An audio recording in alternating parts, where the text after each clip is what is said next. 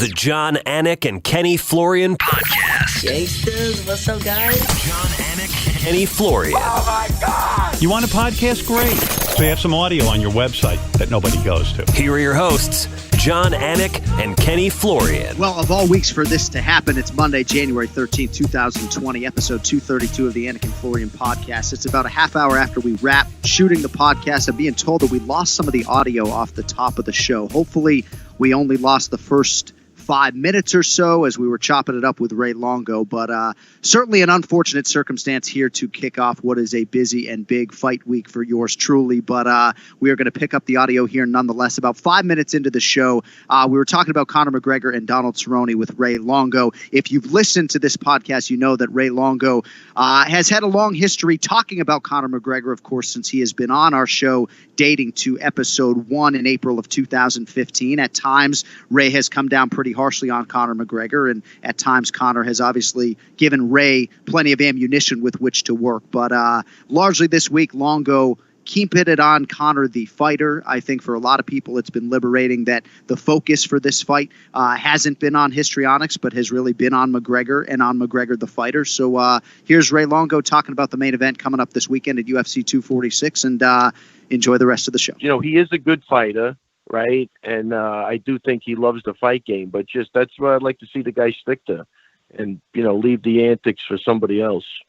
You know, Ray, the only thing with that, it seems like the UFC is really relying on Conor McGregor and Conor McGregor alone to really promote this fight. Obviously has a huge following on social media. You know, do you think that's going to add a lot of pressure to Conor McGregor heading into this fight? Does that change things at all? And how do you see him heading into this fight after a little bit of a layoff after the Khabib fight? Well, look, but first off, the first part of that, I think it should relieve the pressure, right? He can concentrate on training. He doesn't have to get up there and start dancing around and harassing the guy he's fighting and all of that stuff. So I think that takes the pressure off him. Whether or not I'm not sure I don't know if that's the strategy, maybe to rely on him, but I just think it's the landscape has changed where we don't really know what the pay-per-view buys are. I don't think those points are as readily available as they was. So I think he probably just got I don't really know. I would love to know, but I would think that there's nothing for him incentively to sell. I think they just packaged the fight and this is it. And they're hoping that, McGregor's a big draw and that people will, you know, buy the app and watch it and, you know, pay the money. But, man, I hope it was kind of going, listen, man, I got to concentrate on this fight. I haven't won for a while and I want to get back to doing what I love to do, which is fight. And that's what I hope happened, you know, where he's not as accessible as he was in the past to hype the fight up. And, you know, he did build up to a point where he should sell himself. I'm not sure that's the case, but we'll wait and see. As far as the layoff, I think, you know, Dominic Cruz will say there's no ring rust, and I guess that depends on how you're training and how you define ring rust. But I think, you know, the fact that, you know, he hasn't won and he's been off for a while against the guy he knows is in there to compete, I think the pressure is really on him to. I think if he loses this fight, it would be pretty damaging at this point. I agree with you, Ray. In hearing some of his interviews, it seems like he's saying the right things, though. Do you like what you hear from Conor McGregor so far? Yeah, no, I do like this Conor McGregor. You know what I mean? And again, my only problem in the past was that I just think he took it to another level. And you got to know who you're dealing with. And, you know, there were a couple of lines I thought he crossed with even Khabib that just, I don't know, I think we could have did without. But besides that, I always enjoy watching the guy fight. I think people interpret what I'm saying. Like, and I know I have come down hard on him, but I'm not really coming down hard on the fighting. I'm coming down on, you know, when you act like that and you lose, I think it just magnifies other things. And, I think it's not necessary, and I'd like to see him. You know, he always had a great mindset. Even when he lost to Nate Diaz the first time, I thought he handled that loss really, really well. You know what I mean? And he was able to move on. But then he just, he goes over the top sometimes. And that was the only things I was, Right. that drive me nuts. But, if you could do it and win, that's one thing. But when you're doing it and you lose, I think it has a bad look, So I hope he's back to basics. He definitely, does some things better than anybody else does. And it should be a good fight. And that's an important point in all of this, right? He's only had one MMA fight since 2016. And as such, I think people kind of forget how good he is, right? I'm sitting with his UFC bio in front of me, and you sort of lose sight of the body of work. And I also think it's dismissive of the fact that he could actually be ready to present his best version to date, right? If you take him at his word, he says he's ready to present the best version to date. And certainly over the course of his UFC career, most of what he has said has certainly come true. And I think, too, in terms of the media grind, I don't know what exactly has been placed at his feet, but I think it's probably liberating, Ray, to not have just this avalanche of promotional obligation leading up to a fight that obviously has heaps of pressure, Yeah, and John, exactly. And it's not just media obligations, normal media obligations, which nobody really wants to do. He goes above and beyond that. He's theatrical. So it has to be pretty draining. There's one thing to show up at a press conference. There's another thing to have a whole act going with it. You know what I mean? That you probably had to think about and devote some time to, you know what I mean? So that's where I'm coming from with that. Yeah. All right, a couple things before we let you go. Clock getting away from me a little bit, given the late start. So I have an Instagram post here from Aljamain Sterling, top bantamweight contender. I don't know if there's a number 1 next to his name. I guess Marlon Badice might have that number 1. For my money, Aljo's the number 1 contender. So here's the post from a vacation on Aruba. Very intriguing post here from Aljamain Sterling. This is not fabricated energy from me. Big decisions to be made. I've been missing the game, and my return to the octagon will be sooner than most expected. So if you don't know, Aljamain Sterling had a pretty invasive surgery, or so it looked, on one of his hands or his wrist. Hashtag Funk got next. Hashtag Funk triple duck. It's got to be Henry Cejudo or Dominic Cruz, right? There aren't that many fights out there when you sort of win as much as Aljamain Sterling has. I mean, maybe Piotr Jan. Ray, what can you tell the Anik Florian podcast listeners about this cryptic tweet from Aljo? Break some news, Ray. I tell you, Kenny, that's the only thing I could say is it's cryptic, and only he knows what he's talking about. I have no clue. I mean, I'm assuming that's. Yeah, right. I'm assuming that's Captain Morgan speaking from Aruba or whatever. Whatever. Right. But somebody asked me last night. I go, I don't know. Normally he calls me right away. I didn't get any calls. Okay. So I think he must feel like he's missing something over here. He's having fun, and Aljo's an awesome dude, and I can't interpret that right now, and I don't know anything, if that's what you're asking me. No, of course. Literally, I'm telling you the truth. I really don't know. And maybe I read too much into it, but given the surgery, right, coming back sooner than expected, it sounds to me like if you're actually trying to find truth in there, that maybe he was presented with a hugely appealing fight that he didn't want to say no to or delay, despite the fact that he might be moving up his timeline a little bit. But that's all I got for you on that, Ray Longo. And that could have been a post when he came out of anesthesia, too. Back in the he might have reposted that. Right. He might have reposted that now. That might have been what he said when he came out of anesthesia with the hand operation. I don't know. I don't know. Yeah. But he should be back today or tomorrow, and you'll be the first guys to know when I find out. There we go. Or the second. We'll take second. Second's okay, too. All right.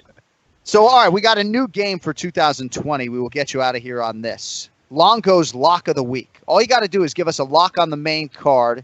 You get it right, I'll give you 100 push-ups and $25. How's that sound? Wow. How long do you have to do the 100 push-ups?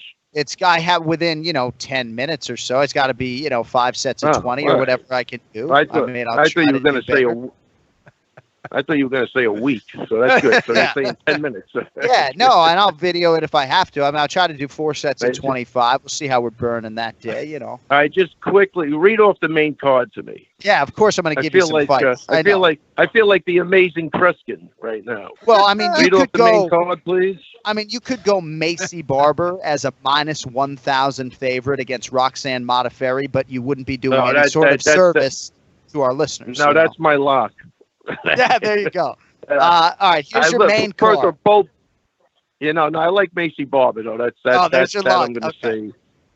I think that's it. I'm going to take the crazy way out. But look, both really nice people. I think Macy's really, she comes in guns blazing, and she looks like she's got the right mindset, and I think that should be a lock.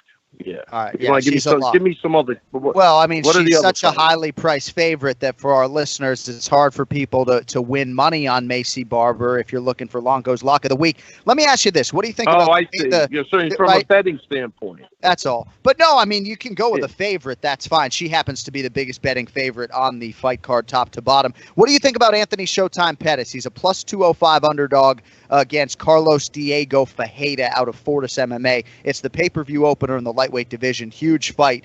A lot of people seem to see some value on Showtime Pettis. I mean, that's a tough matchup. What do you think? Look, Pettis has been coming to fight. I think that's not a bad bet. All right. And then in terms of Conor and Donald Cerrone, I mean, Conor's about a 3-1 favorite. Some people don't think he deserves that distinction. You got anything for us on the main event before we let you fly? No, I mean, I'm picking Cerrone to win. I mean, partly because I like him. Yeah. I like what he represents. I like what he's done in the UFC. I like the way he doesn't trash talk. He just shows up and fights. So I'm pulling for Cerrone, and I'm picking him to win. I think Conor's got a lot to, going back to, the long layoff.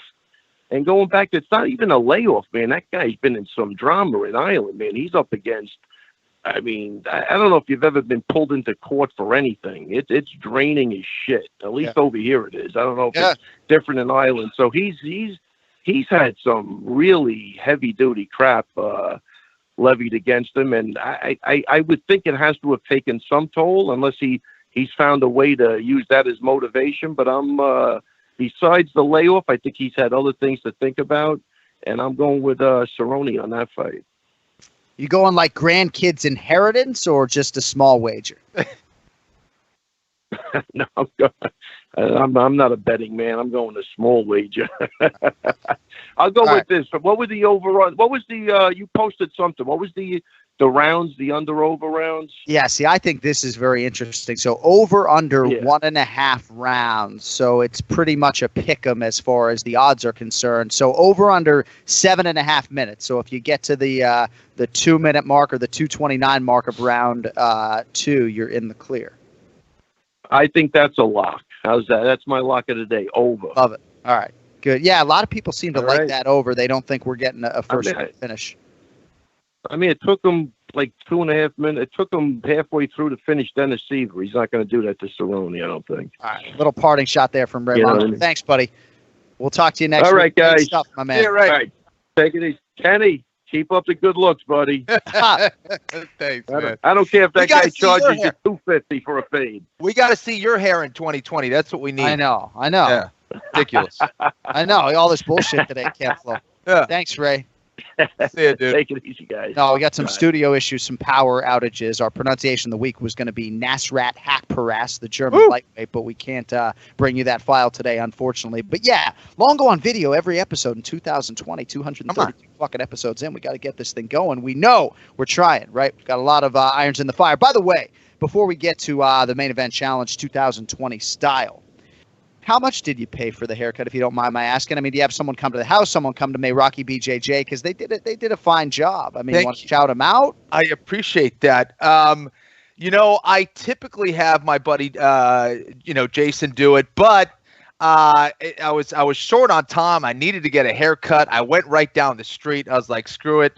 And you're not too far off on that price there. All right, that's good. Yeah. See, it's not Supercuts, He's saying he's going right down the streets, not just going to, Chanel at fucking Supercuts, right? Wow. I am excited for UFC 246. To that end, let us get to the main event challenge.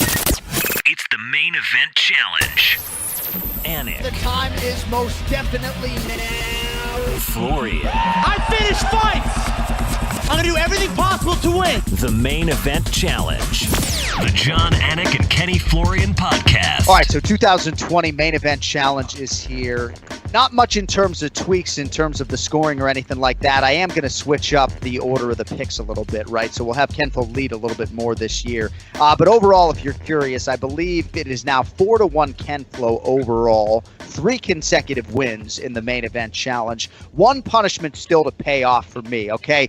A lot of fans want to know about the punishment. So 2015 and 2019 are going to be a wash, okay? Kenflo owes me something. I owe him something. There's a wash. I still owe him for 2018. I owe him a power hour. I'm going to do it live on the air at some point in the not-too-distant future. If I got to do it here, it'd be fun to be in the same room with you to see just how lifted, for lack of a better verb, I get when I do. We gotta get. Kenny's got to come here. That's all. We got two of us here. It's perfect. I would also say this, John. You don't have to be a martyr. I think you should go down with Ian as well. I think Ian should pay some kind of a price as well. I mean, come on.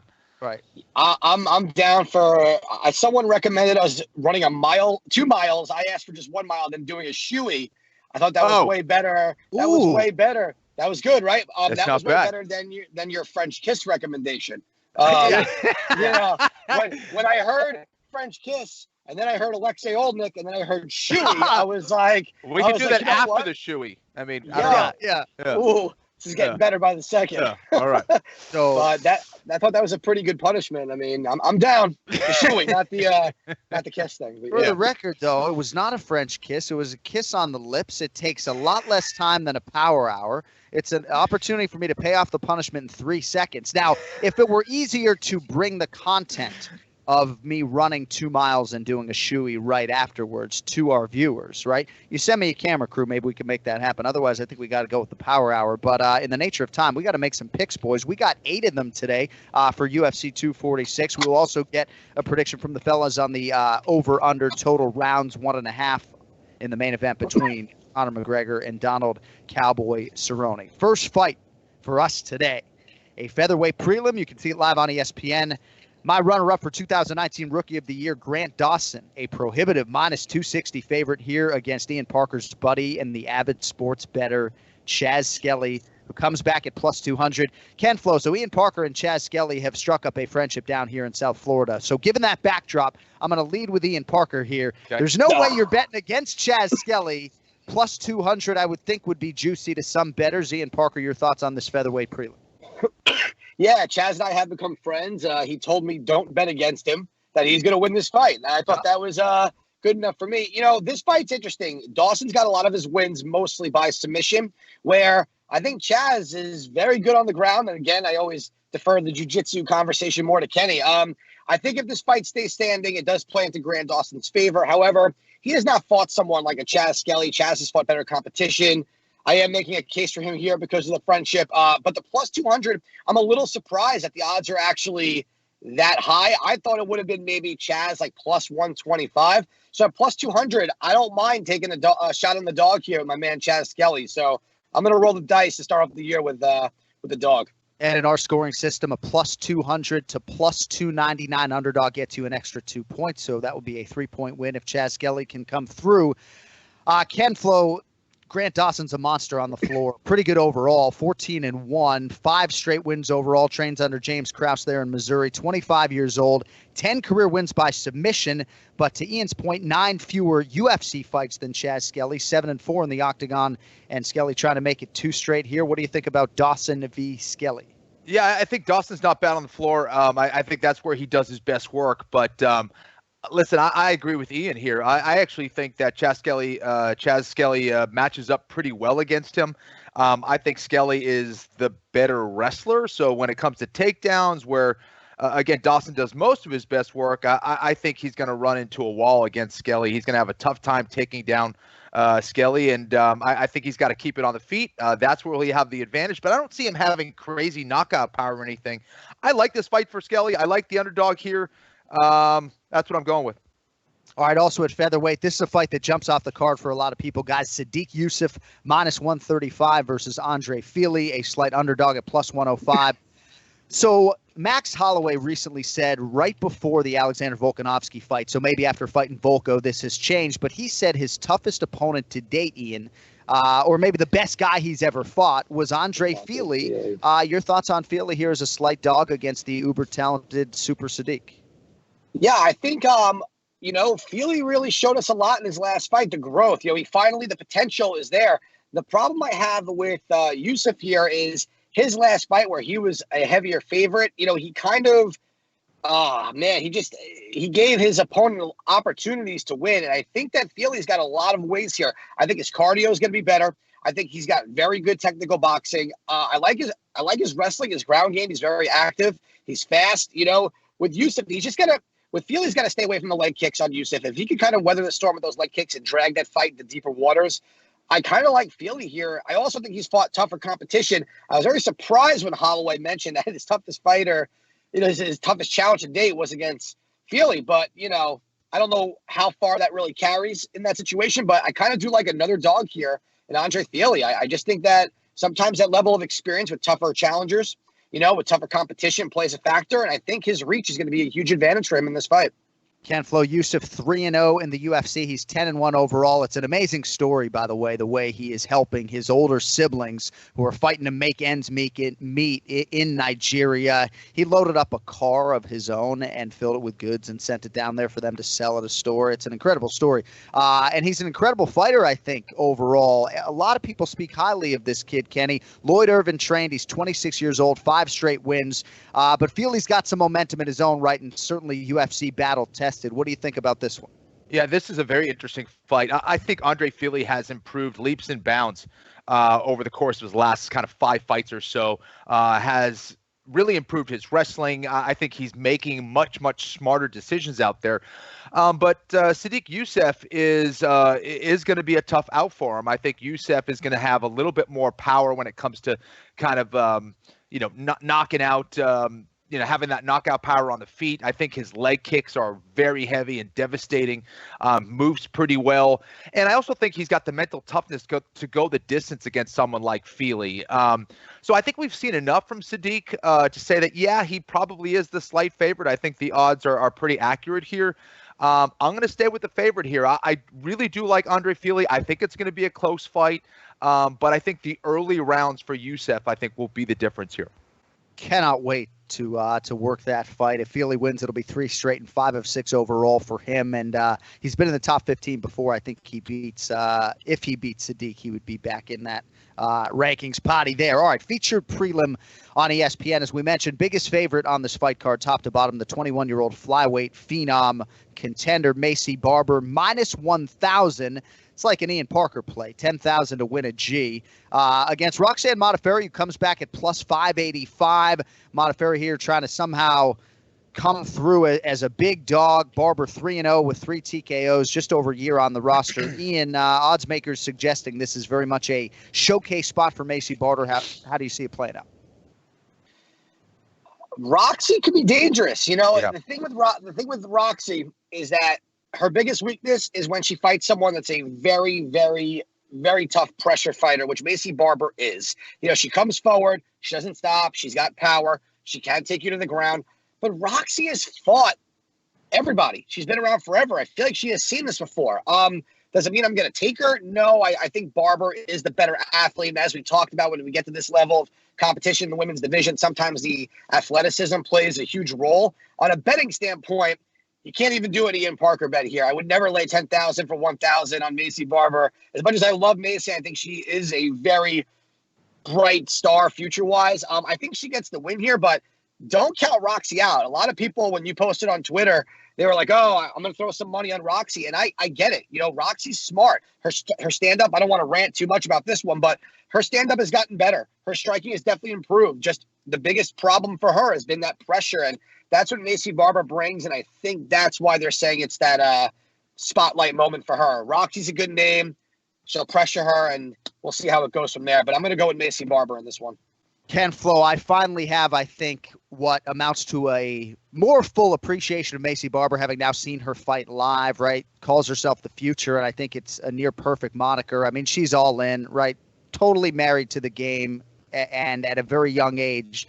Mota Ferry, 37 years old, plotting, obviously. I mean, we've seen much of her career. Did outpoint Antonina Shevchenko. That was last April. 23-17 for Roxy in 40 pro fights. Does she have anything for Maycee Barber this weekend? These are the kind of fights where we'll find out just how hungry Maycee Barber is. Is she believing the hype? Is she still training as hard as ever? Does she continue to evolve? Does she underestimate a true veteran in Roxanne Mota Ferry? So I think if Roxanne gets it done, she gets it done on the ground. I think she does have that ability to maybe put her on her back and sneak around to her back to get a submission. As far as gambling wise, if you got $50 to $100, why not throw it on Roxy, see what happens? Am I going to pick Roxy to win right now? No. I think Maycee Barber wins. I do agree with Ian that her striking and her pressure is probably going to overwhelm Roxy at some point.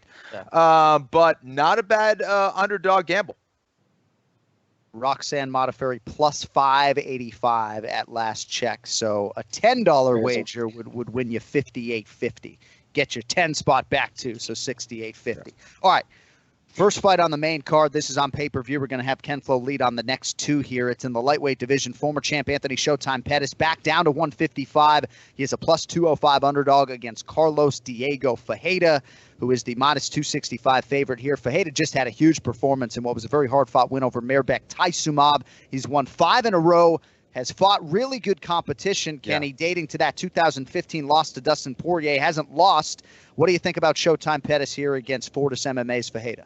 I think Diego Ferreira has taken on a lot of very difficult fights, very tough style matchups, and guess what? He has won the majority of them against some really good grapplers, some good wrestlers. It really shows that Ferreira is doing some good stuff over there at Fortis MMA and has improved as a fighter. I just think the odds are completely off here, though. Sometimes the bookies just look at the records and don't look at the style matchups. I like Pettis. I don't think Pettis is going to get overwhelmed here so much. I think that Pettis will be able to stop a lot of those takedowns. I think he's the cleaner, slicker striker. And I think if Pettis keeps it at his range and is able to utilize his footwork for the majority of the fight and pace himself, I think Pettis wins this fight. I think this is a good bet for a lot of those fans out there who are looking to gamble on this card. This is really the one that stands out for me. It's a sharp take, and you put it well. Pettis, Ian, doesn't believe, to Kenny's point, that strength is going to be a factor or a disadvantage. He doesn't expect to be physically overwhelmed here. I don't know, right? We'll see. I mean, that's why they play the games. Your thoughts on Pettis as a potential live underdog here and what's a high-profile spot against Ferreira?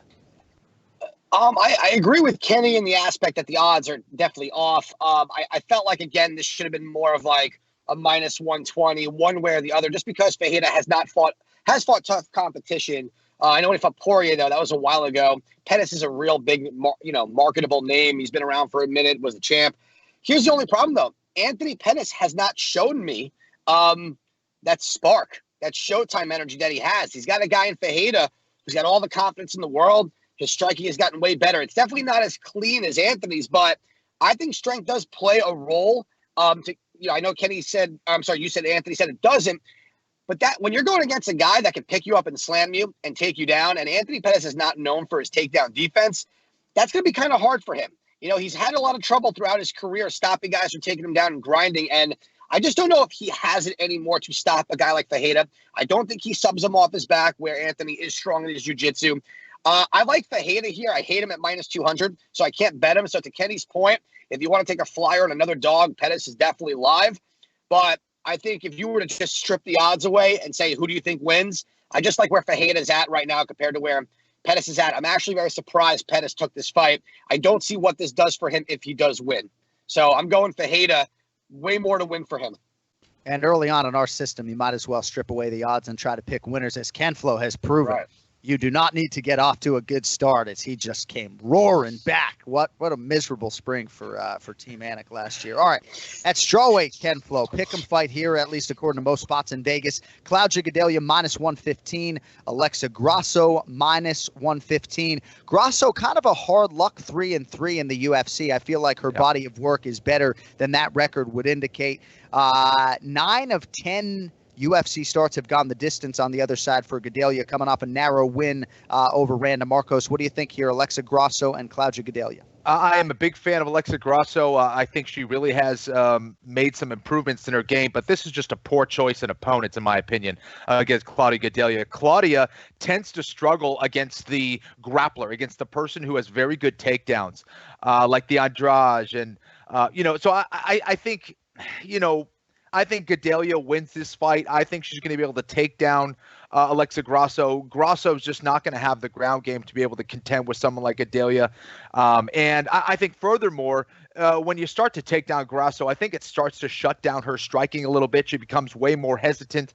And I think that's what we're going to see. She might come out guns blazing early on, but I think that's only going to allow Gadelha to hit those reactive takedowns, put her on her back, slow her down, and eventually get either a TKO or a sub win against Grasso, who I think has a lot of potential, but I don't think she's taking the right fights here at this point in her career. I like this fight, and I like this win for Gadelha. Interesting. Gadelha has bounced around a lot when it comes to her training. Seems to have settled under that Mark Henry roof there on the northeast coast of the United States. We'll see how it goes for her here. Kind of needs a signature finish to expedite a run back to that championship opportunity.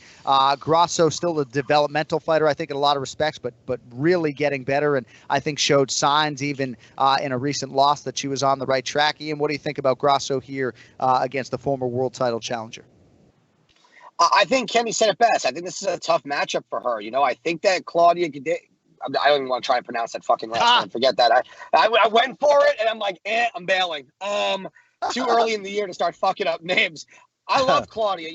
My only concern with her, with Mark Henry, that I saw in her fight against Randa Marcos, was that she was really relying heavily on the jab, and I wasn't seeing that same pit bull out of Claudia that I'm used to, where she used that jab to get in and take someone down. And in this fight, I think for her to dominate, to Kenny's point, this fight has to go to the ground, because Grasso does have the boxing ability to win this fight.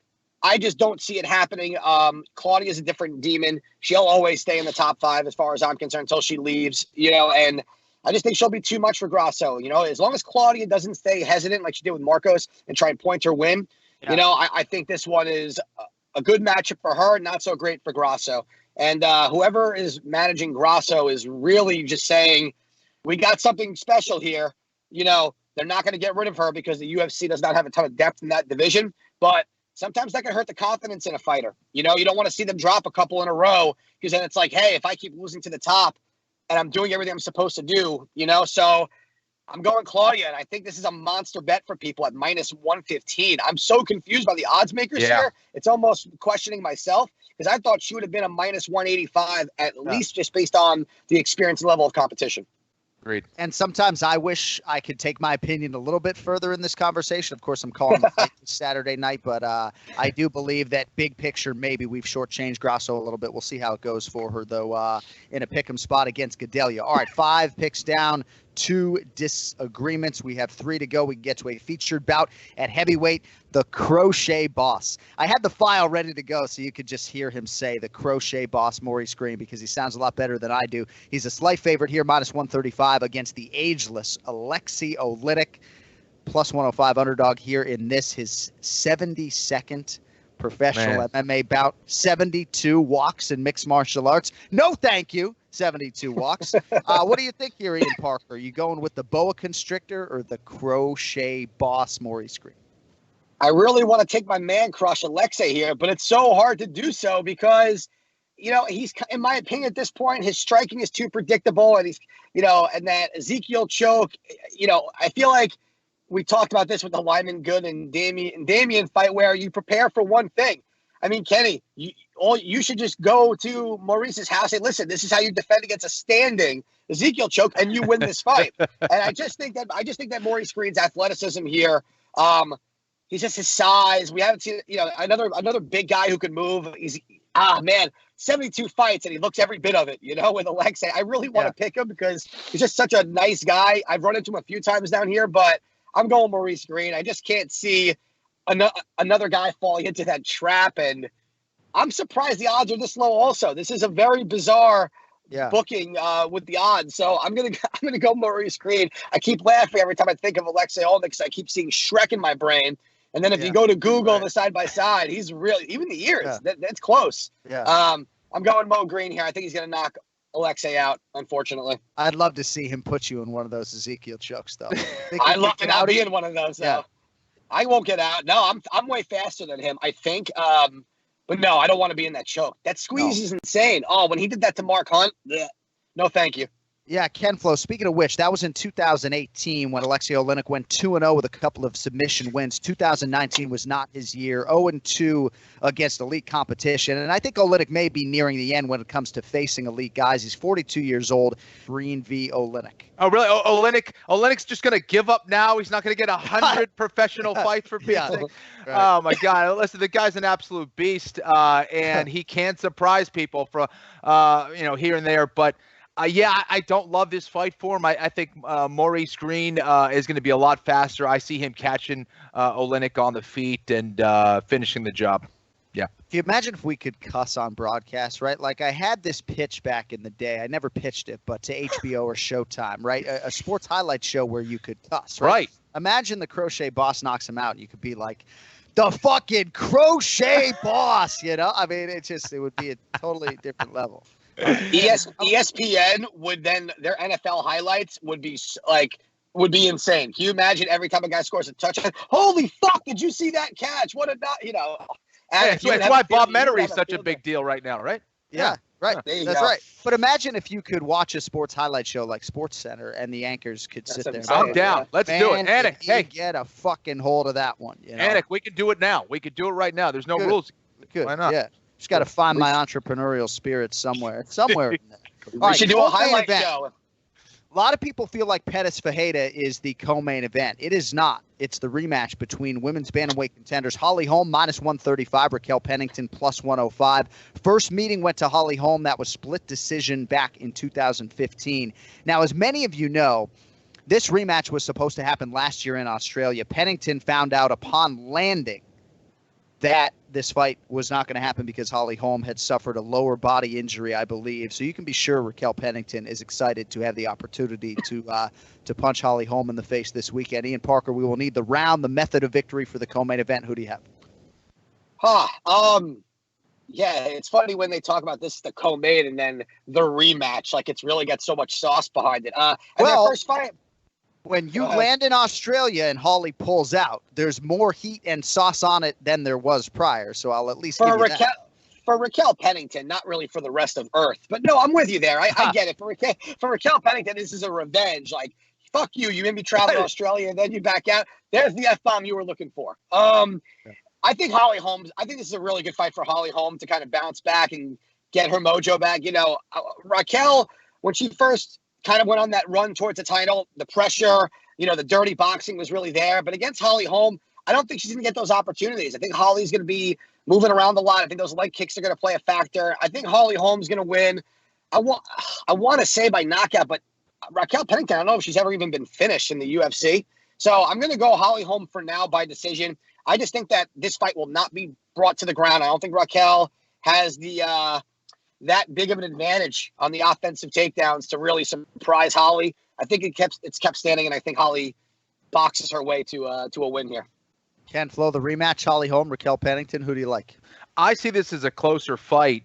Listen, I have yet to see a comfortable Holly Holm in the octagon. I still think she has left a lot of her skills on the table. She has not brought them into the octagon like I thought we would see, even in her phenomenal performance against Ronda Rousey to start that fight. I mean, she just looked so nervous, but that was easily her best performance. I just think that she's so tight out there and so nervous. She doesn't let her true skills shine in the octagon. And I think this could be a very close fight. I would not be surprised if Rocky wins this fight. I am going to go with Holly Holm. I think Holm's going to be able to outpoint her and get a decision win. But to Ian's point, Rocky is not an easy fight to finish. I think she's the kind of girl that just will not go away. But I like Holm in this one by decision. I think there's a lot of truth in that assessment from Holly Holm, and I've never necessarily heard it put that way. I mean, certainly we've talked in the past, Kenny, even when she fought Marion Renault, about maybe just the way she was early on. But yeah, it's very, very interesting take there. All right, so Holly Holm for both parties. Did we get a method from Ken Flo, by the way? Decision. The I whole was decision. I was from so Flo. caught up in either the haircut or the analysis that I just totally forgot. Or to mark it. or the Ray Longo jumpsuit he's been rocking for today's My episode. lavender hoodie, bro.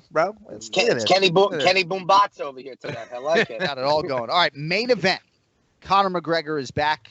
Just his second fight since 2016. He is favored to get it done against Donald Cerrone at a minus 320 clip. Cowboy Cerrone comes back at plus 260. We also have that round prop, guys, but as I told you offline, just because you pick Conor McGregor by first round knockout doesn't mean you have to pick under a round and a half. Separate entities, feel free to hedge, go separate ways, whatever you want to do.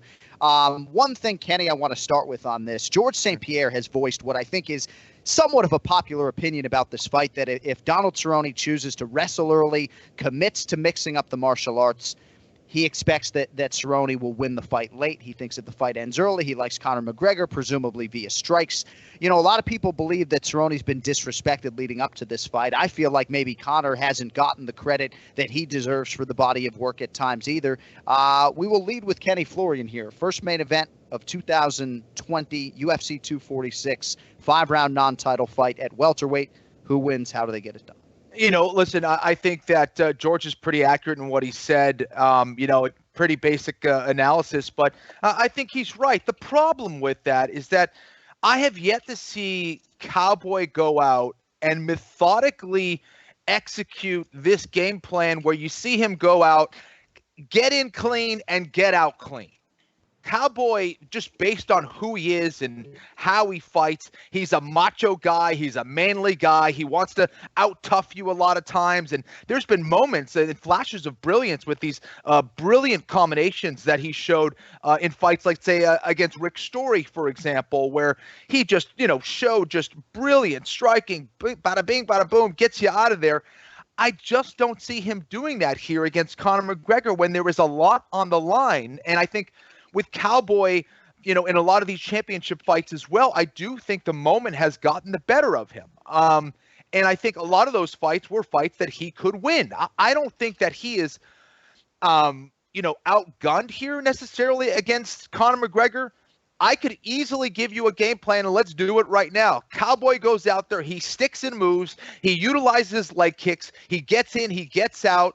He allows Conor to really pressure him, eventually hits a double leg takedown, steals the round, does it again and again and again. Does anybody see Cowboy staying disciplined enough and not getting in a, macho style fight to do that for 5 rounds?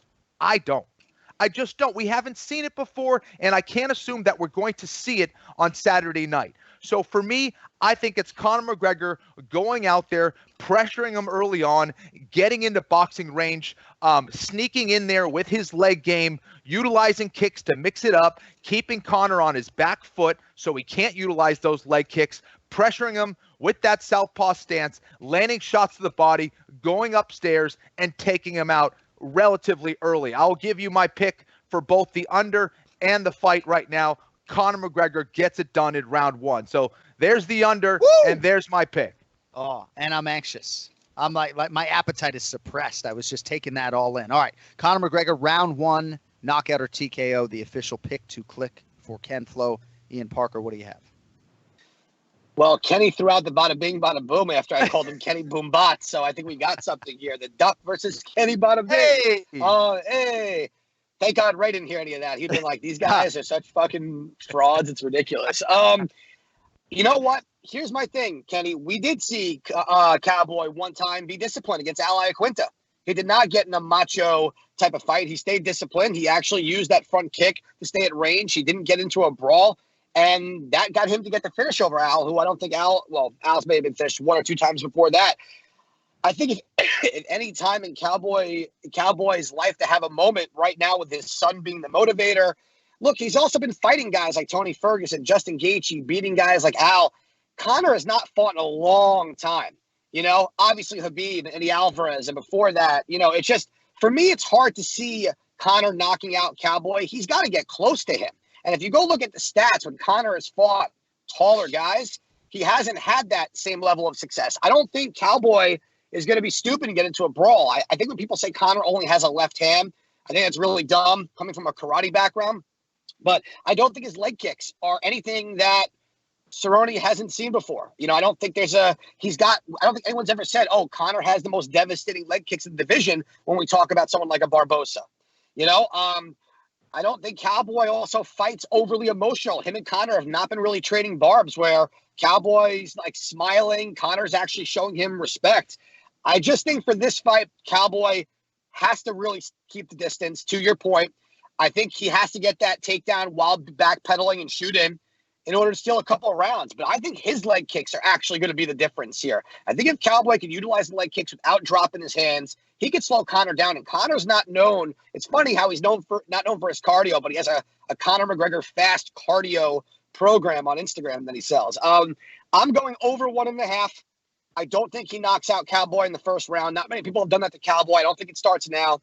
And I think Cowboy is going to win by submission in round 4. I think if he uses the Nate Diaz blueprint, he could do it.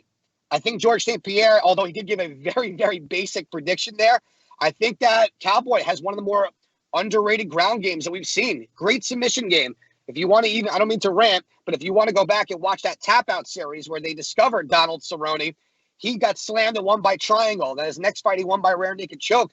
They weren't even looking at him as this striker. He was known for his submissions, and over the years, it caught up. So I think Cowboy shines here. Conor's been out for a while. I get the matchup here, though. Cowboy's taking a lot of abuse, but I don't think anyone's being disrespected here. I don't think they need to market this fight any more than they have to, other than that really weird T-shirt by Conor McGregor. So I like Cowboy. Yeah, no, and it's a good take by you, and obviously it'd be a good start for the main event challenge for you if Donald Cerrone comes in. I just think when you look at his 2019, it was really a tale of 2 years, right? Alexander Hernandez and Al Iaquinta beats both of those guys, 2 budding oncoming lightweight contenders. He's in the fighter of the year conversation in May, and then closes it out with the back-to-back losses to Tony Ferguson and Justin Gaethje. And I think that's built into the price a little bit. But I also believe that Conor McGregor has done a whole lot of winning in a whole lot of high-profile pressure spots before. And, Las Vegas expects him to do that again. And in regards to the Al Iaquinta fight, I think Cowboy fought well, but I also think Al Iaquinta just didn't show up for that fight. That was not the same Al Iaquinta that fought Khabib Nurmagomedov. So I think that was, both played a part in that good performance from Cowboy. But I do agree with you. At 170 pounds, not going to be an easy thing for Conor to knock him out. All right, the seatbelt is off because Ian Parker's got to go pick up a dependent. Great job to start the year, buddy. We'll talk to you next week. Thanks, you got it, guys.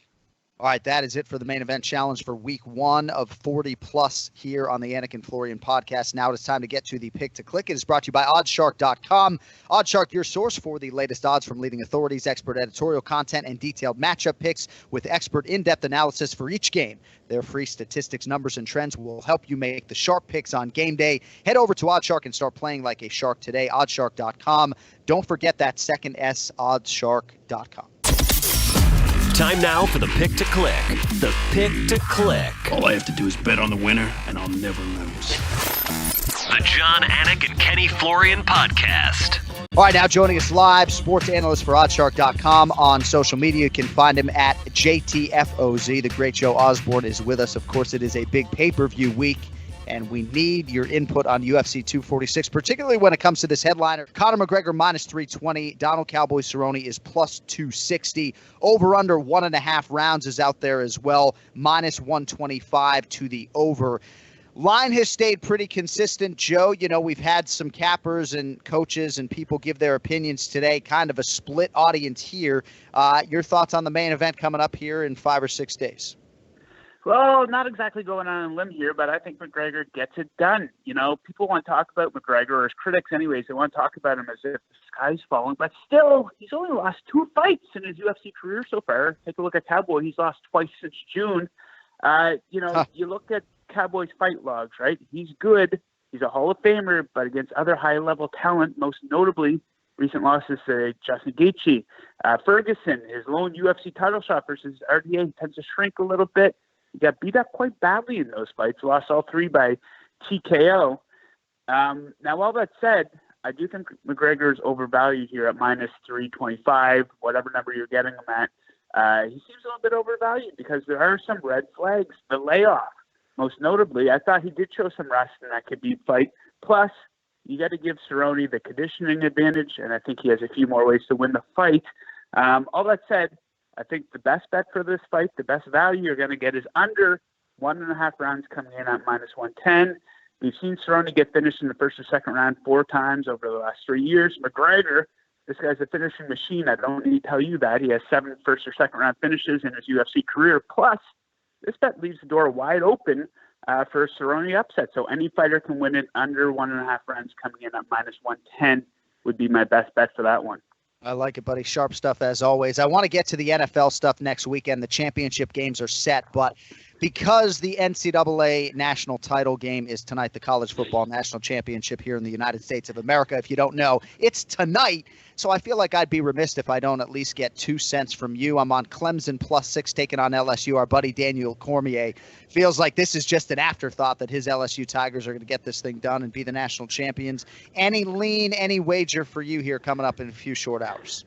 John, I wish you would have told me you're on LSU because I like Clemson too, and every other single person in the Oddsshark office that I talk to tells me that they like Clemson. So when everyone's on the same side as me, I do not like that one bit. But either way, I like Clemson in this one. I think they're being undervalued just slightly, and they tend to be looked at a bit different because they don't get they don't play the same level of competition during the regular season, right? They're basically playing high school teams. They might as well be, right? Whereas LSU is just setting the world on fire. I thought Clemson came out a little bit rusty in that Ohio State game. They looked a little sleepy early, but I think they can keep it at least close enough to cover the spread here tonight. Ken Flo, there was a shot at Boston College in there from Joe Osborne. Ken Flo played soccer at BC, so we heard that. Well, BC soccer, man, that's a completely different level than the football team. I know that. Yeah. All right, buddy. Hey, before we get you out of here, so the conference title games in the NFL for the AFC, it'll be the Tennessee Titans catching 7.5 points at the Kansas City Chiefs. NFC title game, the Packers getting 7 at the San Francisco 49ers. Anything for us there to kick off the new year, my man? Yeah, I do like both favorites here, kind of square picks, I guess, but I got to go with what I like. And the pick I like the best is 49ers -7 over the Packers. There's some real standout stats here. The Packers, they were really, really, really bad on the road this season. They finished 29th in net yards per play on the road, whereas San Francisco finished 2nd at home. So you take a look at that game that those teams played against each other in late November, which San Francisco won 37-8. They did that despite forcing just 1 turnover. They had 38 more penalty yards, and they lost the time of possession battle. They still won by 29 points here. Aaron Rodgers looked really bad in that game. Was sacked 5 times, threw for a season-low 104 yards. So we all know in the playoffs, doesn't matter what sport, it's about peaking at the right time. We saw San Francisco start the season 8-0, and then they kind of fell off a little bit. They still were winning games, but they weren't obliterating teams like they were at the start of the season. Why did they fall off? Because all the primary, well, not all of them, but a lot of the key players on their defense were injured. Those guys came back after the bye week, and how did they look versus the Minnesota Vikings? They looked pretty damn good. So 1 game under their belt to shake off any rust. I didn't see any rust whatsoever, but I could see them just smashing them. Quick note on the AFC game. Yeah. You look at the Tennessee Titans, a bit of a darling here, a fun team to root for.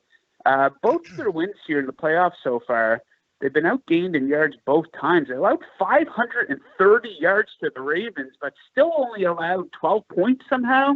I don't see them running into that same luck against Kansas City.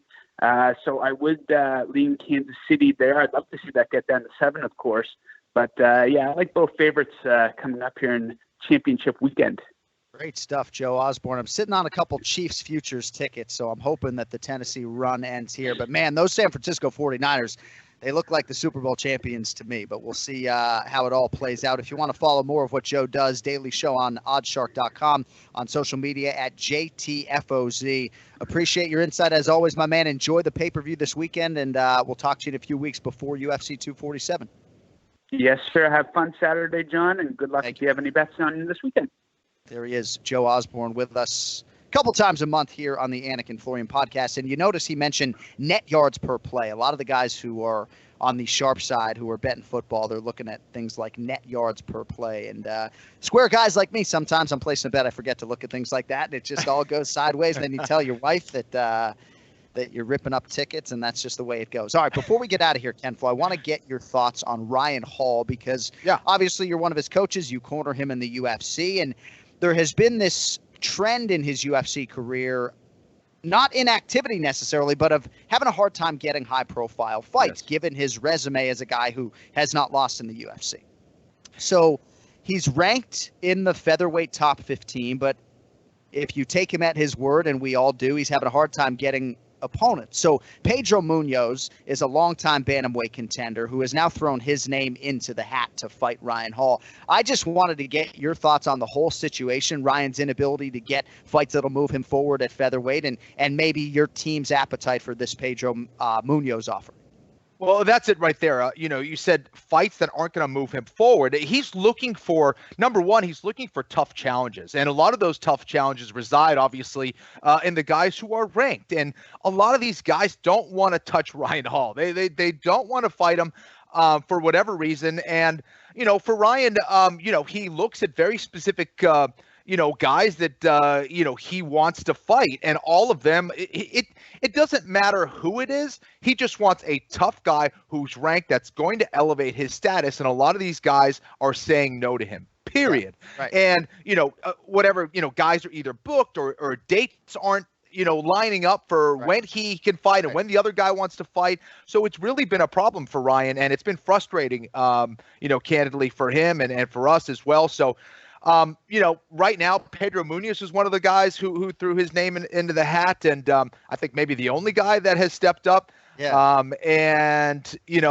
man. Yeah, exactly. And he's not even in the division. He's 135 pounds. He's the number 6 ranked guy at 135 pounds. Coming off a loss, I believe. Coming off of a loss, but has, beaten former champion and Cody Garbrandt by knockout, definitely has knockout power, and also happens to be a high-level Brazilian Jiu-Jitsu black belt. So, it shows that Ryan is willing to fight anyone as long as you're a tough guy and a good challenge, a highly ranked fighter. Doesn't matter the division. And, Ryan's willing to fight. Looks like Pedro's willing to fight. Hopefully they can come up with a date and make this thing happen.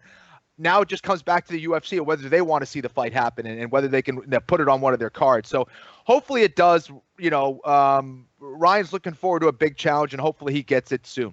I just think it'd be so intriguing to see him against someone like Munoz, but see him against top 5 featherweight competition to really see where he's at, because there's just an intriguing element to what he does. And again, respect and props to all the managers who wisely turned down the Ryan Hall fight, right? No, I mean, that's the other side of it too. It's like you talk about Alexa Grasso, and maybe if you're her manager getting the call for the Claudia Gadelha fight, maybe you pump the brakes. Sure. I think a lot of managers, they say, how about Ryan Hall? It's like, dude, fuck no. Right. And that's a respect thing too. All right.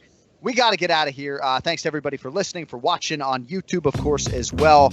I'm so excited. I'm about to go pack this suitcase right now, to be honest with you. I'm headed out to Las Vegas on Wednesday, and, of course, we will all be right back next Monday to recap it all. We will see if it was a victorious return to competition for the notorious Conor McGregor. Thank you to TJ DeSantis, Mike Heck on the video side helping us out with that for Ken Flo, Ray Longo, The Duck, John Anik saying so long for now. We'll talk to you next Monday. Until then, enjoy the fights. Don't text and drive. Yo later. The Jon Anik and Kenny Florian podcast is a TJ DeSantis production. Its content is intended for private use only.